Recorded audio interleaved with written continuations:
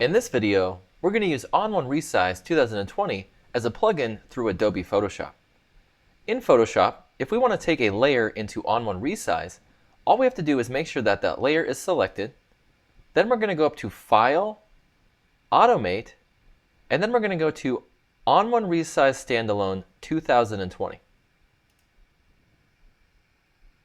So now we're inside ON1 Resize. And for this image, it's not a particularly large image, it's only a 4:3.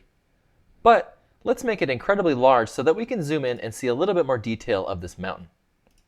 I'm just going to go over to my presets here. I'm going to go into Photographic, and let's make this a 24:36. Now I can see it's asking me if I'm sure I want to crop it this way. So I'll head up, I'll click Apply. And now if I zoom into this mountain, you can see that I've increased the size of this photograph by a ton, and now I can zoom in and see a lot more detail in this image. So let's just zoom out. And now we've resized our photograph. So once we're done resizing it and modifying it, I'm going to go down and click Done. So now in Photoshop, we can see we're working with a 36" by 24" photograph now.